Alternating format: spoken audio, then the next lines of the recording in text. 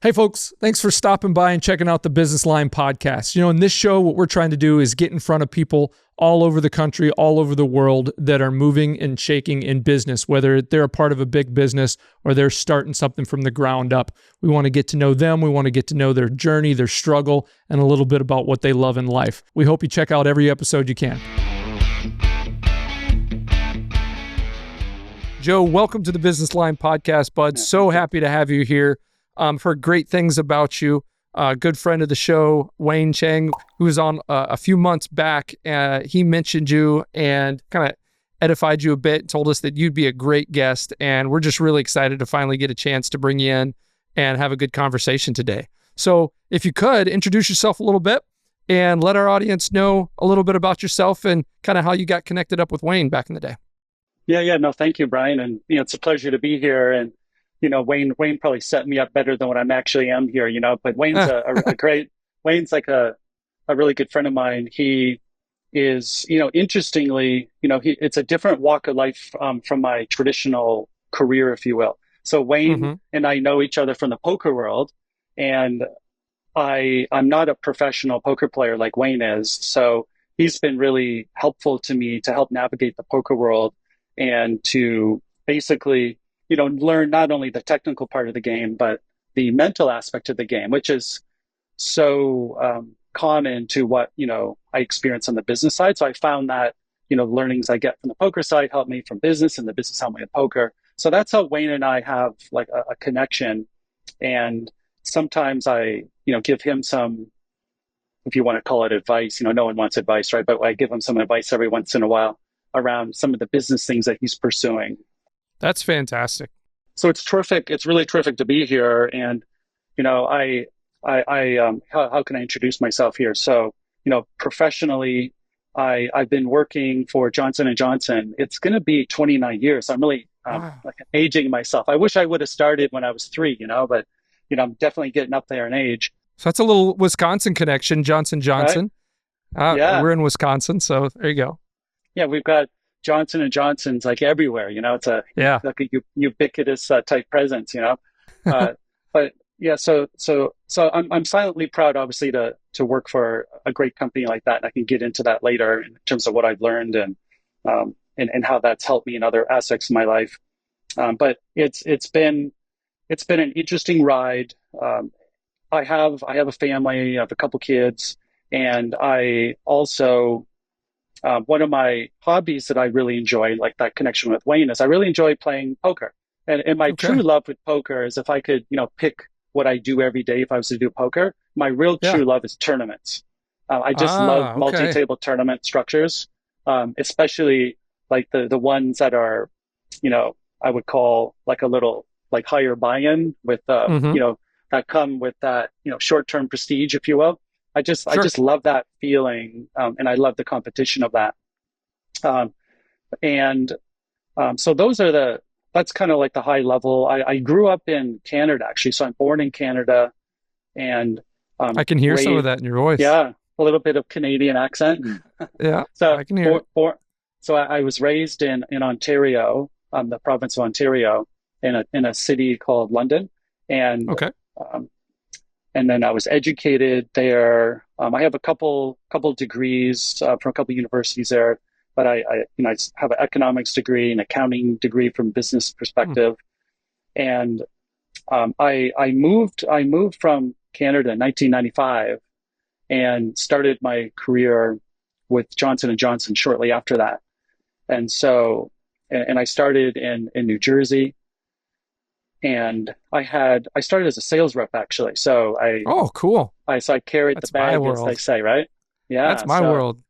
Cut my teeth, if you will, with that company in sales at the beginning. And basically I lived on the border I was in the New Jersey side, but you could see New York City. And so I worked a lot in New York City and New Jersey. And I just worked my way up to the corporation to do different commercial type roles. Like sales, marketing, sales training managers to be more effective at coaching and leading, training salespeople to be more influential and to be more effective, worked as a manager commercially in the field.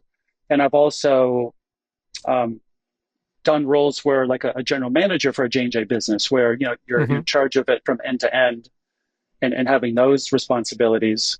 And I've worked in many healthcare modalities, right? So I started in pharmaceutical, then I was in medical device, contact lenses, AccuView Okay. contact lenses. Yeah. Uh, and then Had those in my eyeballs.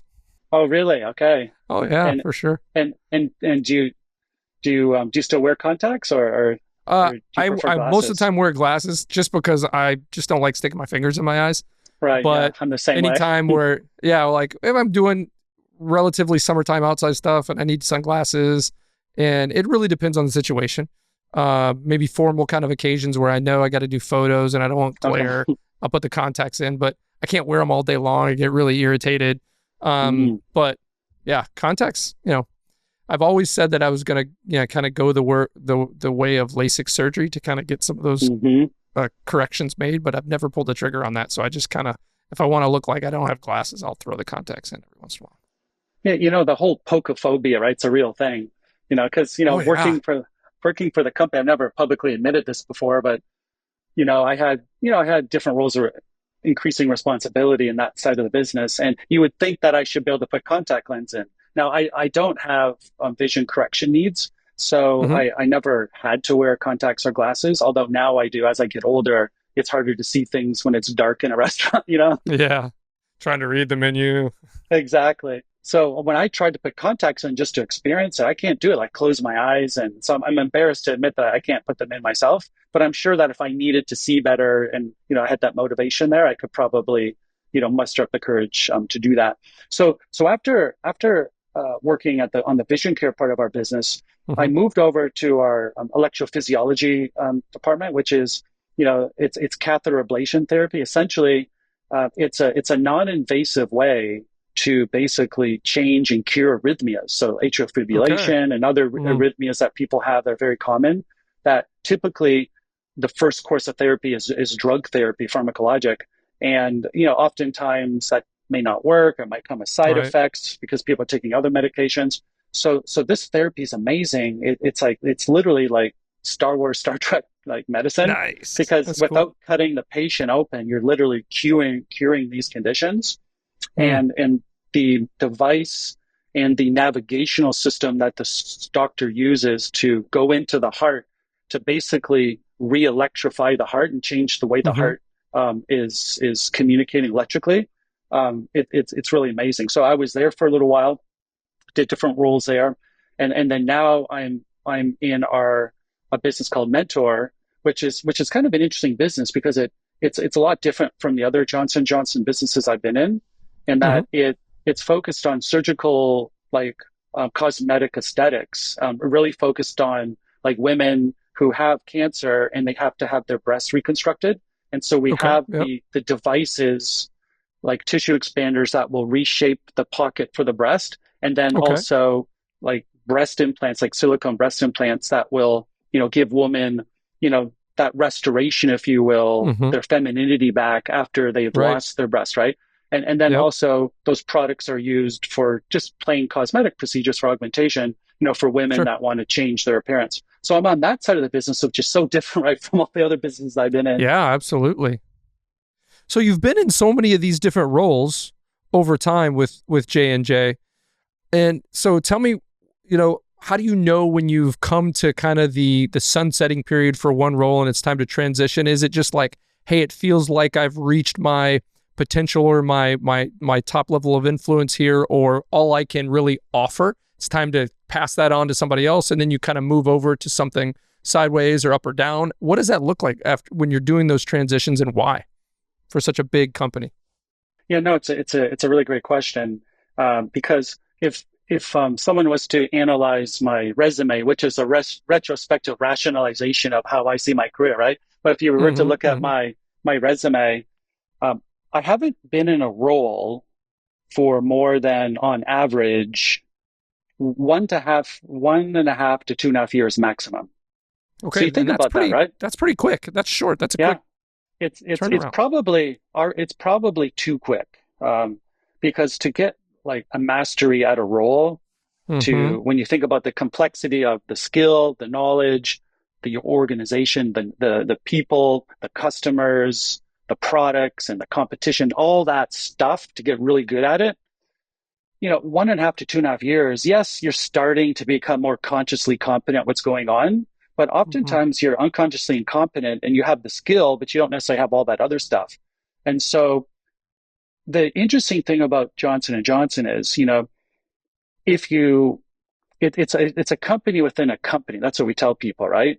And Hmm. so it's a place where if you want to do good, so to speak, you also do well, right? Because it's a great company that looks after its people, and if you perform, it does compensate. Not, I wouldn't say the best compensation when you think about big companies. It's fairly Yeah. conservative, but you're also doing good, right? Because you're changing people's lives and whatnot. And so Yeah. when you're in these roles, the company strategy and philosophy is to, if someone has the capability, someone has the motivation to do more things and to stretch, Mm-hmm. there's always tremendous amount of opportunity.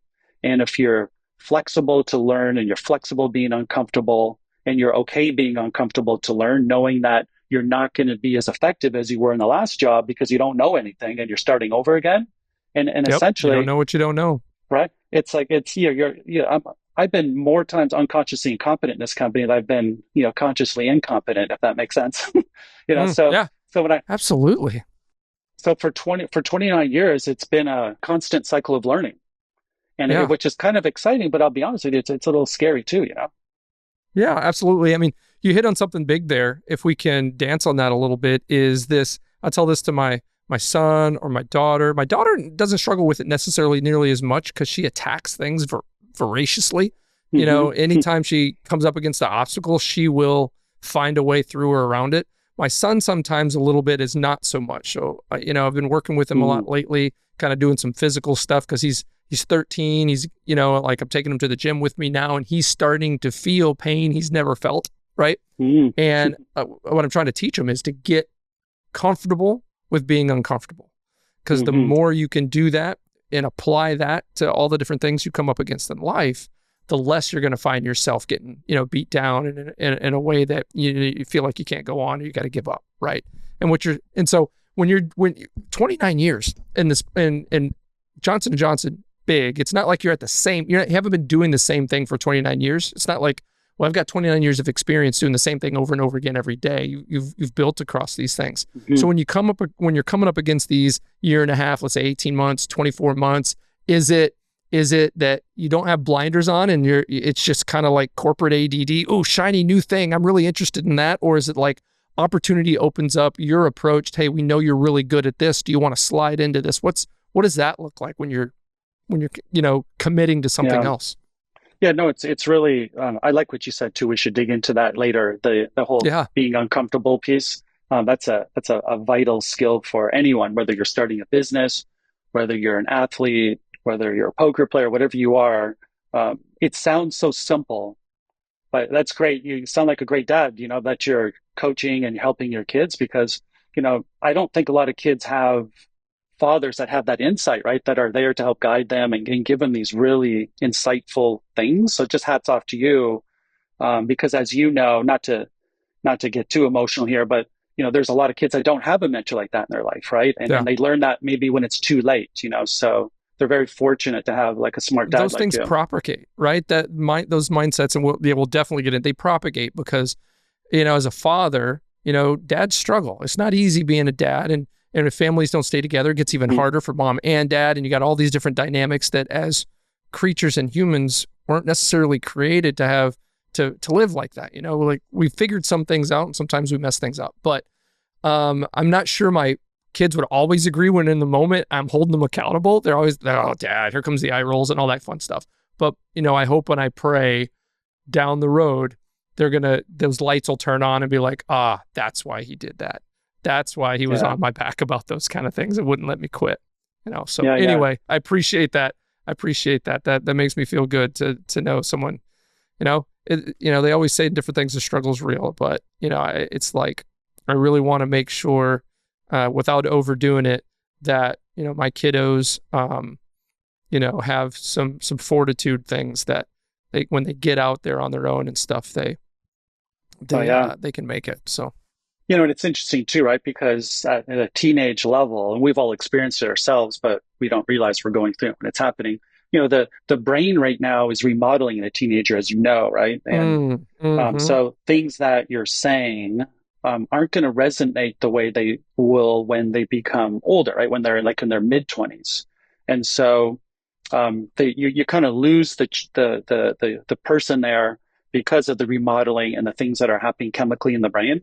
And it Mm-hmm. happens with all teenagers, and it's frustrating, but doing the right thing, like you say, makes a huge difference. And all of a sudden, your kids are going to come to you later on probably and say, "Hey, look, Dad, obviously I always loved and respect you and all that good stuff, but boy, as I'm getting older, you've really got smarter, like I never, like we hear that stuff, but like keep up the great mentoring that you're doing.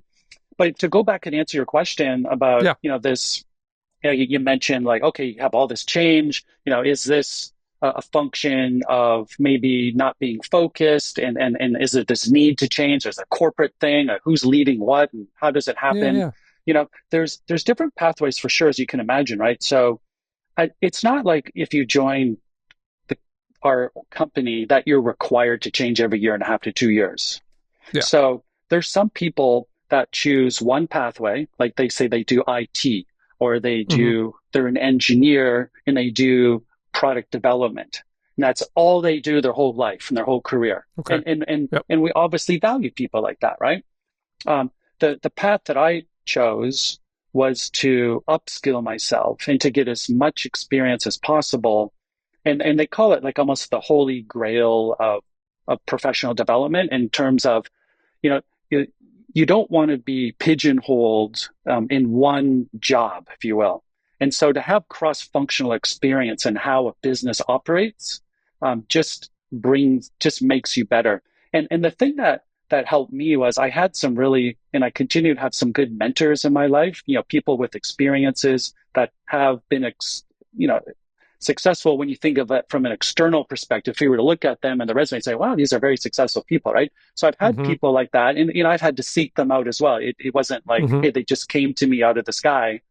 And the things that I've heard is, you want to, I remember this when I was just starting out, like you want to develop a skill set so that if that company lays you off or the economy turns and you have to go do something different, where you have to represent a new widget that you're selling, or you have to Mm-hmm. be with a group of people you've never been with before, or you have to influence customers or an external in the wild type environment that people have no idea who you are, what your reputation is. And will you be able to quickly, within seconds and minutes, create credibility, create a wow, if you will, that, hey, this Mm-hmm. person knows nothing about what I know, but there's something about them that's interesting to me, and I respect what I'm seeing so far, right? And so the mentor said, drop the ego, as hard as that is, right? Well, to be successful in life, we all have to have egos. I don't care. Some people will be humble and say, oh, not me. But the reality is an ego plays into life, right? Oh yeah, And absolutely. I have to drop my ego in the sense that I'm not always going to be great at what I do. I'm not always going to be respected for what I'm doing. I'm going to be criticized. I'm going to feel vulnerable. And so the whole thing is that, get different functional experiences, even things that you're not that great at, and knowing that you're Mm-hmm. probably not going to look that good when you're doing it, but get those experiences. And then the other piece was get multi-company experiences. And that's the great thing about a company like Johnson and Johnson. And there's others besides J&J that have different types of companies within them, because that teaches you to deal with the change and all that disruption, to learn new things. And then the other holy grail was getting different, worldly experiences. So working more globally outside of, say, the United States. So I Mm-hmm. started my career in the U.S. with Johnson and Johnson, but then I went back to Canada, which you could say is kind of like my homeland in a way. But Yeah. I always joke around that I'm a person with no country, because in the United States, people know, hey, you were born in Canada, so you're not really American. I'm a dual citizen. But when I go to Yeah. Canada, they say, well, you don't sound like us anymore. And you've been living in the US for so long, you don't belong here. So I really have Yeah. no Yeah. country, Yeah. The homeless wanderer. Yeah.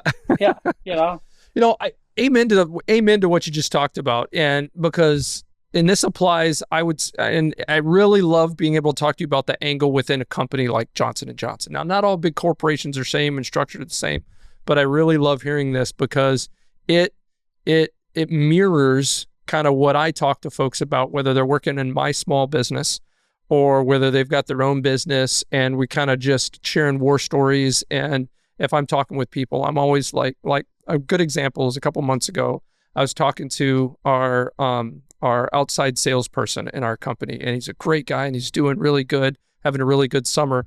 But I was talking to him early in their summer about he's struggling, closing some of his first deals and stuff. And I say, when you leave work at 5, I know you're really good at punching out, leaving at 5. And that's great because you're hourly and we don't want to deal with, we don't want to mess around with, overtime and all that stuff. But when you go home, are you completely checked out? Do you ever get bored at home, and what do? I scroll my phone, or I'm watching TV, or I just veg out, right? And I'm like, so you come back to work and you do home to work for months at a time. Now, do you think you're gaining experience? Now, when you're at work, what are you doing? You may be following up on phone calls, doing this, doing some prospecting, doing your sales process. But what are you doing to gain new experience, to learn new things, to better and to get better results? Because if we keep doing those things, same things every day, which are some of the right things, we're going to get the results we get. How do we get the results further down? So self-directed personal development. And I throw books at him. I throw different things that he can be learning. But I said, I'm not going to force you to do things on your own. You have to be hungry enough for better results in this role, because in this role, you'll never get a raise. You give yourself your raise by the results you get by getting better. You're not going to get better by making the same type, doing phone calls the same way, doing prospecting the same way, doing these things the same way all the time. And just someday it's gonna turn on and everybody's going to want to buy from you. You got to figure out to some degree what you can be doing more and better of, and learning things that you don't know, right? So I'll say things like, what do you know about NLP? And he'll say, what's NLP? It's Neuro-Linguistic programming. I go, here's all kinds of places you could go, some books you could read to learn about that. And you can learn about how you can use your body language and your voice characteristics and your eye movements and learn theirs to understand where they are in the conversation, and understand, not necessarily how to manipulate them, but understand how they're communicating non-verbally to help you with your cues and what you should be doing, right? So these are some things that some people might not do.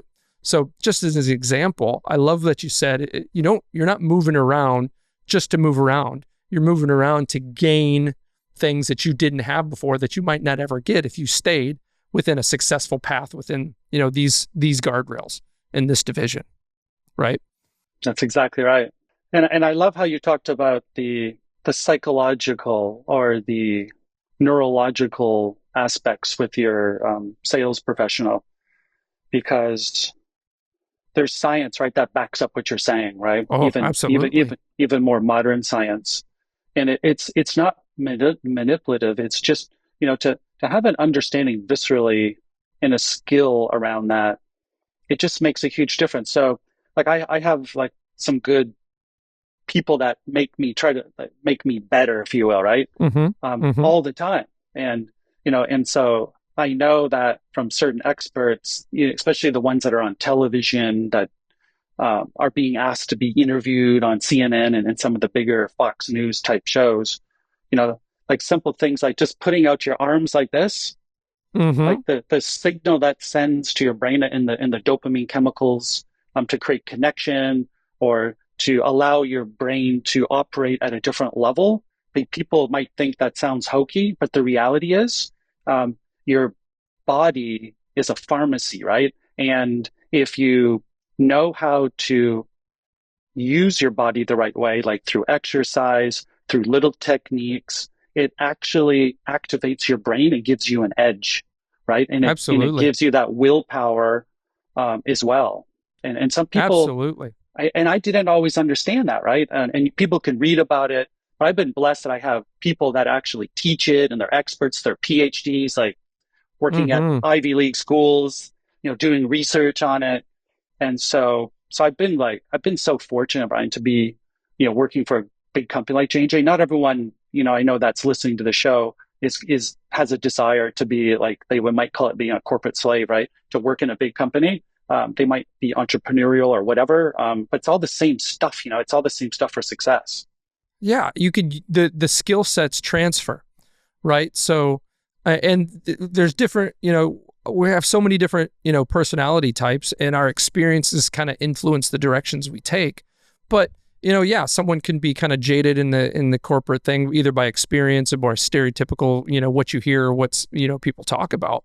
But what I'm hearing from you and doing what you've done for 29 years, I don't hear, some slave to big companies' corporate process. I hear kind of fluidity and learning and, experimentation with, different ways to approach not only your job, but interacting and communicating. And, if I'm running a small business and I've got to sell our product to other small businesses, B2B or consumers or whatever, I've got to learn how they communicate, and I've got to, be able to communicate with them and be able to kind of influence them in a way. But you've got to do that the same way to navigate, your career within a big organization. Yeah, no, that's really well said, and something that's a good reference point, whether you want to pull it up for this conversation for later, is Warren Buffett. I don't know if you've seen some of his interviews before. Oh, sure. There's an HBO special on him, and it's a really good one. Yeah. Oh, so you have seen that, and so that's that's surprising to a lot of people, including myself. When you think about Warren Buffett, we think about, wow, he's a great investor and makes great decisions, and because he went to an Ivy League school, that's why he's successful. But it's surprising if people haven't learned that the plaque behind his desk that he has isn't of Dale Carnegie, right? Isn't of Columbia, right? It's Dale Carnegie. Yep. And he said and he always tells people, right, when he goes on interviews, he always tells people when they ask, hey, what can I do to be successful? And I even hear it, Mark Cuban says the same thing when he's interviewed. They said the single most important thing that I've learned, because I didn't have it, no one is born influential. No one is born to be an effective communicator. No one is born to persuade. Like, it is a learned skill, right? And both of them said that it was my ability to learn how to connect with people and to influence that allowed me to be successful. In Mark Cuban's case, it was like, listen, I failed multiple times. Like, people wouldn't give me money. They didn't believe in me. And when they did believe in me, they wanted to drop out a quarter of the way through. And I'm feeling a little doubtful what's going on. But I had to persuade them to stick in, because if I didn't have that money, I never would have got to where I am today. And the same thing with Warren Buffett. So that's why I've always told people when they're thinking about careers and whatnot, I said, if you can learn, like, I think some universities offer selling skills programs too now, right? Where you can actually get a degree in selling, believe it or not, from like Baylor. And I won't go through every, so I think I don't know if Pennsylvania has it, but there's more and more programs coming up. I said, if you can learn how to sell, even if you don't want to go into selling, it's just going to make you successful anywhere in life. It's a basic thing. It's what it is, and this is what I've tried to do with my kiddos, now with my son, so I homeschool my son. My 11-year-old daughter just started going to a private school. She was homeschooled up until this point. And then I have another daughter who's always been kind of in a private school setting. But with my son, it's learning people skills, right? So when you're talking about a course or a degree in selling, I back it up even further. Selling is selling. We're all selling something. We got to sell ourselves to get out of bed a lot of times in the morning, right? If we didn't go to bed on time, if we weren't disciplined or whatever. But it's people skills, and it's so easy in life from a young age to focus on what we need to learn educationally, but never understand how to be a person that can interact with people effectively. And a lot of times people think, well, I don't want to be a salesperson. I hate salespeople because they talk too much and they're jerks and they just try to get me to buy something I don't want, don't need, and can't afford. And I said, well, but that's not a good salesperson, right? And you talk about Buffett's, plaque about his Dale Carnegie certification. I read How to Win Friends and Influence People at least once a year. I always review it because there's so much in there that you hang on to and you forget. And I'm going through it right now with two of my employees that were struggling with some of this working together, and some of our clients. Every week we sit down and we go through a couple chapters, and I have them, how are you applying what you're learning? Basically little baby steps going through that book. And but it's less about being a salesperson and more about being a good listener and being a good service-orientated person and being interested in other people. We're going through that. We're about 3/4 of the way through the book. And I'm also trying to build a habit in them of the value of reading. Because, I learned years back that not all readers are leaders, but all leaders are readers. They're voraciously trying to learn things that they don't know in order to get better. And reading is one of the best way you can do it because you're standing on shoulders of giants, right? So I think, going back to, we were talking about influence, and, when you think about, like, if I really look back, right, I actually started my life in terms of thinking about what I would be doing, I would say in a very entrepreneurial way. So when I was in university, I did a summer business. Instead of working somewhere, I did this installing in-ground sprinkler systems. It was called Student Sprinkler. And just real quick, that's how I know you're from Canada, because you said you were in university. Yeah, that's right. Huh? I had a college roommate who was from Canada. And he'd never say like 11th or 12th grade. He'd always say grade 12 or grade 11. That's right. And he's like, I'm in university. That's right. Yeah, these are the dead giveaways, And if I want to disguise it, I would say college, and I would say sophomore, right? Yeah. Right? Yeah. So I'll just go ahead. So cool. Anyway, sorry to interrupt you. It's just, yeah. Yeah, no, it's all good. So before I even knew what I was going to be doing, so to speak, I did this thing called Student Sprinkler, where you had to go out and learn how to install sprinkler systems in the ground, which I had no idea how to do, and whatever money that you earned is what you would have at the end of the summer. And so it's a very short turnaround, right? Because school's done in May, and I go back to school in September. Absolutely. And in Canada, it has a summer, like where I grew up in Ontario, similar to, like, say, a New York, Pennsylvania. So it's a very short summer. And at that time when I was doing it, in-ground sprinkler systems really weren't that ubiquitous, right, in Canada. And so it really taught me a lot of interesting things. First of all, it taught me how hard it is to run a business, in terms of, because you're doing everything. And so I actually enjoyed the pace, but it was interesting because I had to learn how to do the darn sprinkler system. I had to have people help me install it. And then I had to go sell something. I had to go and sell it. So, and I didn't have any advertising budget. And in the city that I was doing the job out of, I had no one there. So I'm at a friend's house, staying in their basement, like sleeping in a basement, trying to run a business, haven't sold one thing yet. Excellent. Thinking like, if I don't sell anything and I don't make it right, and I spend too much money, I'm going to have nothing here at the end of this summer, And it was a very scary thing. So I was very lucky that I had a friend, his name was Chris, that was a good thinker and a good, smart, but also good with his hands as well, right? And so he helped me with the production side of things, right? To make sure that, if things wouldn't like fall apart from that perspective if I ever did sell anything. And so basically I was going door to door in the nicest areas of this town. The town is actually Sarnia, Ontario, which is on the border of Port Huron. And it's a really beautiful community because it's right on Lake Huron, and it's just it's a beautiful beach community. And yes, it's a I would say mostly blue collar because that's where there's a lot of oil refineries. But sounds very similar to where I live, because I live in the community that's right on Lake Michigan. Yeah. So I had no idea if I was going to sell any of these things. So I went door to door, knocking on people's doors, asking them if they want to spend thousands of dollars for something that they only need for a couple months. Right? Yep. And so if I was smart and I thought this through more, I probably would have talked myself out of doing it. But part of my, I don't know if you want to call it success, but part of my being, if you will, is I have a strong attitude for success, right? And it's not because I want people to think I'm successful. I just have a strong internal drive And so Yep, you're driven. my attitude is, I would call positive in the sense that I'm not sanguine or Pollyanna to Mm-hmm. ignore challenges. Like I still feel the pain, Mm-hmm. right? But I Yep. externally want to portray confidence.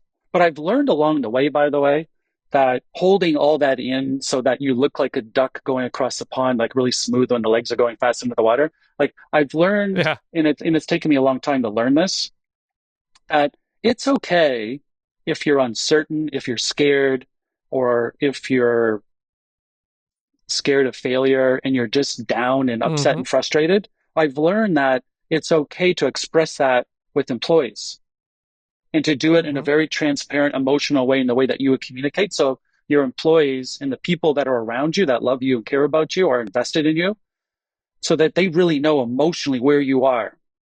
And it took me a Yeah. long time because I always thought, oh, I got to be this leader that's, showing no fear, even though there's a lot of Mm-hmm. uncertainty. I have no idea if we're going to be successful, but I never want to portray Mm-hmm. that because I want Mm-hmm. everyone to think that, oh, he seems confident. And I guess I'm going to have to be confident too. But I've just learned just Yep. from experience that when I'm like real, so if you and I are working together on something, and let's say I'm the quote unquote leader, and all that means is that you're comfortable following me, not that I have a title and you're following me, right? Right. Exactly. Yep. If I'm real with you, say, Brian, you know what? I am so freaking frustrated right now. I can't sleep right. I'm miserable. I'm irritable. I apologize. I know I've been a jerk to be around. And Yeah. I'm just like, I don't know if this is going to work. Like, I'm so freaked out right Yep. now. For you to go, Joe, I'm feeling the same way.